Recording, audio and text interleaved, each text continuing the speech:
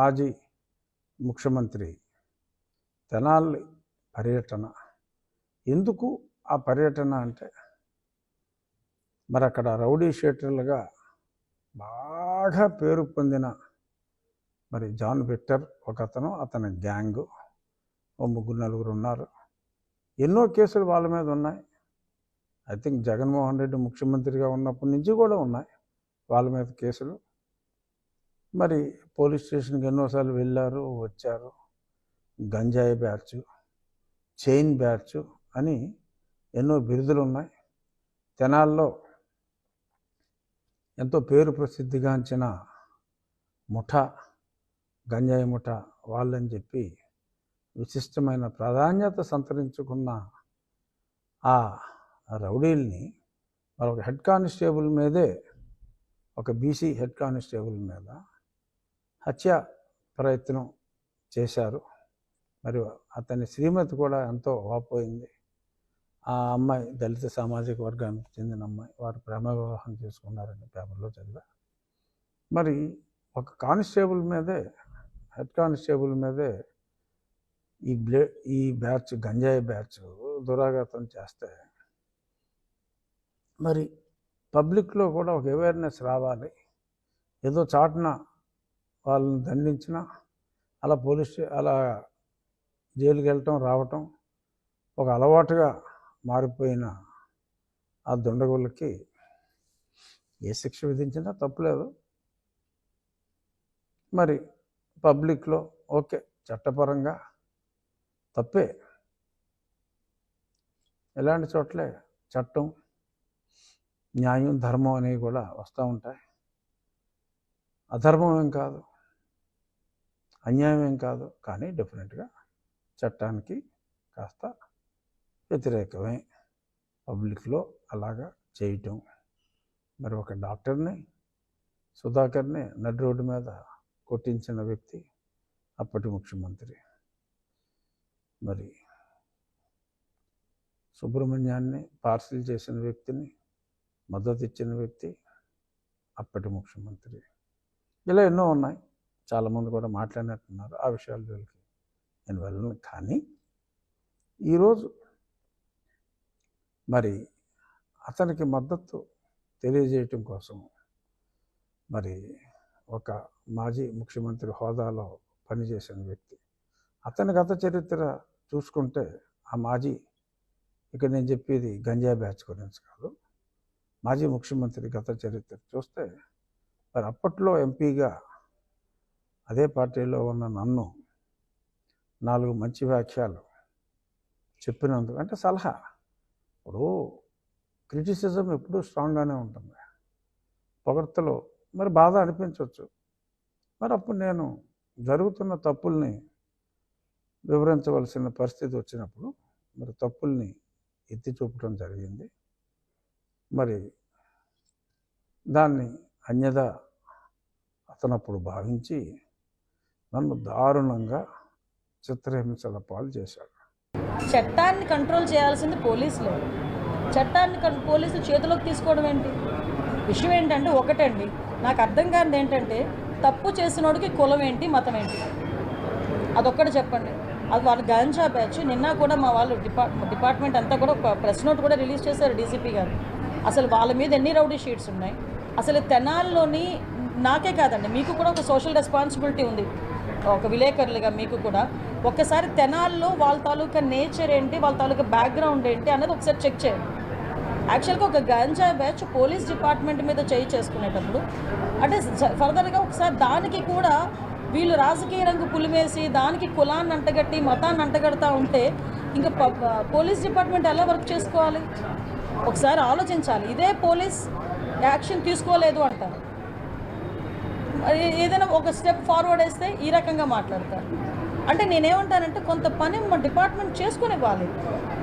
అలాగని ఇప్పుడు అమాయకులను ఎవరిని కూడా మేము పడితే, ఇప్పుడు నేను ఒకటే మాట్లాడుతున్నానండి, ఇదే ఇప్పుడు ఎక్స్-సీఎం ఇప్పుడు ఈయన జగన్మోహన్ రెడ్డి ఏదేదో మాట్లాడుతున్నారు, ట్వీట్లో ఏదో పడుతున్నారు, రేపు కూడా వస్తారు అంటున్నారు. నేను డైరెక్ట్ క్వశ్చన్ అండి, డాక్టర్ సుధాకర్ అనే వ్యక్తి మాస్క్ అడిగిన పాపానికి నడి రోడ్డు మీద రెక్కలు విడిచి చొక్కా ఇప్పి కొట్టిన సందర్భం మర్చిపోయారా? మరి ఆ రోజు ఎందుకు మాట్లాడలేదు జగన్మోహన్ రెడ్డి? ఆ రోజైతే భావ స్వేచ్ఛా ప్రకటన, ఆ రోజైతే అదే చంద్రబాబు నాయుడు గారు అమరావతి చూడటానికి వెళ్తే బస్సు మీద రాళ్ళు ఇసురుతూ ఉంటే ఆ రోజు ఎందుకు రాళ్ళు ఇసిరారంటే భావ స్వేచ్ఛా ప్రకటన అని మాట్లాడారు. అదే పోలీస్ డీజీపీ ఆఫీస్కి పక్కనే ఉన్న మా సెంట్రల్ ఆఫీస్ మీద దాడి చేస్తే మా కార్యకర్తలకి బీపీ వచ్చింది అన్నారు. ఇవన్నీ ఎక్సెసివ్ మాట్లాడిన మాటలే కదా. ఈరోజు ఇప్పుడు అదే వరప్రసాద్ అని, మన రాజమండ్రిలో వరప్రసాద్ అని ఇసుక మాఫియా గురించి మాట్లాడితే పోలీస్ స్టేషన్లో కూర్చొని శిరోముండనం చేస్తే మరి ఆ రోజు ఎందుకు మాట్లాడలేదు? దళిత నాయకుడు, ఆ రోజు దళితులు ఎందుకు శిరోముండనం చేశారు అని చెప్పి ఆ రోజు ఎందుకు మాట్లాడలే? ఆ రోజు ఎందుకు వరప్రసాద్ ఇంటికి వెళ్ళి పలకరించలే? ఆ రోజు ఎందుకు డాక్టర్ సుధాకర్ ఇంటికి వెళ్ళి పలకరించలే? ఆ రోజు ఎందుకు ప్రవీణ్ ఇంటికి వెళ్ళి పలకరించలే? అంటే పులివెందల నాగమ్మ అనే అమ్మాయిని చాలా బ్రూటల్గా హత్య చేస్తే మేము వెళ్తే మా మీద అట్రాసిటీ కేసులు పెట్టారే. మరి పులివెందల నియోజకవర్గంలో నాగమ్మ ఇంటికి ఎందుకు ఆ రోజు జగన్మోహన్ రెడ్డి వెళ్ళే? ఈరోజు రాజకీయ లబ్ధి గురించి కులాలని మతాలని రెచ్చగొట్టడానికి మాత్రమే ఈరోజు తప్పు చేసిన వాడి ఇంటికి, అదేవిధంగా గాంజాయి బ్యాచ్ వాళ్ళ ఇంటికి వెళ్తున్నాడంటే అతని బ్యాక్గ్రౌండ్ ఏంటో మనం కూడా ఆలోచించుకోవాలి, ప్రజలు కూడా ఆలోచించుకోవాలి. డైరెక్ట్గా గతంలో ఉన్న శాసనసభ్యుడు, వైఎస్ఆర్సీపీ శాసనసభ్యుడు 5 నిమిషాల్లో ఎలక్షన్ ముగిస్తా అని చెప్పిన వ్యక్తి ఆ రోజున పోలింగ్ రోజు సుధాకర్ అనే వ్యక్తి ఇంతమంది వెళ్ళిపోతున్నారు లోపలికి, మేము 3 గంటల నుంచి మేము క్యూ లైన్ లో ఉన్నామంటే విచక్షణ రహితంగా ఎంత దారుణంగా ఆయన ఆ రోజు కొట్టారో మీరు అందరూ చూశారు, రాష్ట్ర ప్రజలందరూ చూశారు. దీనికోసమే వీళ్ళు చేసిన ఈ పన్నాగం, ఈ ఎత్తు కూడా దానికోసమే. ఇటువంటి అరాచక శక్తుల్ని, గ్యాంగుల్ని ఇట్లా తయారు చేసి ఎలక్షన్ అనేది జరగకూడదు, జరగనివ్వం, 5 నిమిషాల్లోనే ఎలక్షన్ పూర్తయిపోతుందని చెప్పి మాట్లాడిన వ్యక్తులు వీళ్ళు. కావాలని అనవసరంగా ఇటువంటి అరాచక శక్తుల్ని పోషించడానికి కోసం చేస్తున్న ప్రయత్నం ఇది. దయచేసి రాజకీయాలు దీనికోసం వాడబాకండి. జగన్మోహన్ రెడ్డి గారు కూడా ఆత్మ పరిశీలన చేసుకోవాలి. ఒక కుటుంబాన్ని పరామర్శించడం తప్పు లేదు, నో ఇష్యూ ఎట్ ఆల్. కానీ ఒక పార్టీకి అధినేతగా దీని వెనక ఉన్న నేపథ్యం, బ్యాక్గ్రౌండ్ తెలుసుకోకుండా మీరు తీసుకున్న నిర్ణయాన్ని గురించి మీరు ఆలోచించాల్సిన అవసరం ఖచ్చితంగా ఉంది. కొంతమంది మాట్లాడుతూనే ఉన్నారు, కనీసం మీ జీవితంలో ఒక్క కుటుంబాన్ని బాగు చేశారా? కుటుంబాలు నాశనం చేశారు. అలాంటి వాళ్ళు కూర్చొని మాట్లాడే రాజకీయం అంటే ఏంటి? అబద్ధాలు చెప్పడం రాజకీయమా? పింక్ డైమండ్ లేకపోతే పింక్ డైమండ్ మా ఇంట్లో ఉందని చెప్పి ప్రజల్ని మభ్యపెట్టి నేను 100 కోట్లకు దాని మీద డెఫర్మేషన్ కేసేస్తే మళ్ళా అధికారంలోకి వచ్చి అసలు పింక్ డైమండ్ లేదని మళ్ళా కోర్టులో కేసు విత్డ్రా చేసుకుంటే కాదని ప్రైవేట్ వాళ్ళు పెట్టి నేను దాని మీద ఫైట్ చేస్తున్నా. అదే మాదిరిగా బాబాయిని గొడ్డలతో లేపేసి గుండెపోటును నా మీద వేసేసి ఓట్లు సంపాదించుకొని తర్వాత ఎవరైతే చెల్లిని వాళ్ళు అడిగిన వాళ్ళందరినీ తప్పుడు కేసులు పెట్టి వేధించే పరిస్థితి రావడం చాలా సులభం. ఇలాంటి గోశాలలో పశువులు చనిపోకపోయినా గోశాలలో పశువులు చనిపోయాయంట, ఆయన బాధపడుతున్నా అంట ఆ పార్టీ, వైఎస్ఆర్ కాంగ్రెస్ పార్టీ. దేవుళ్ల పైన దాడులు చేసిన మీరు ఈరోజు వెంకటేశ్వర స్వామి పైన ఇంత భక్తి వచ్చిందంటే నాకు అర్థం కాల. ఎప్పుడు వెంకటేశ్వర స్వామికి సాంప్రదాయాలు పాటించిన మీరు నాలాంటి మా ఇంటి దేవుడు వెంకటేశ్వర స్వామి అప్పుడప్పుడు బాధ కలుగుతుంది ఆయనకు అపవిత్రత కలిగినప్పుడంతా. అలాంటి మీరు ఈరోజు కన్నీళ్లు పెట్టుకుంటున్నారు. పాపం ఏదో జరిగిపోయిందని, జరగని దాన్ని. జగన్మోహన్ రెడ్డి గారు సైకో అనుకున్న ఇన్నాళ్ళు, ఇప్పుడు ఫేక్ కూడా. అంటే ఒక అబద్ధాన్ని 10 సార్లు చెప్తే నిజమవుతుందని సామెత, అట్లా చెప్తా ఉంటారు అబద్ధాలు. అందుకే ఫేక్ జగన్ అని ముద్దుగా పేరు పెట్టిన. మీరు చూస్తే ఎన్డీఏ ప్రభుత్వం వచ్చిన తర్వాత రోజుకు ఒక అబద్ధం అని చెప్తాం. ఒక ఉదాహరణ, అంబేద్కర్ గారి విగ్రహం దగ్గర అక్కడ ఏమైంది? అంబేద్కర్ గారి పేరు కన్నా జగన్మోహన్ రెడ్డి గారి పేరు పెద్దగా ఉంది. బాధపడిన కొంతమంది దళిత యువకులు వెళ్ళి అది పీకేశారు.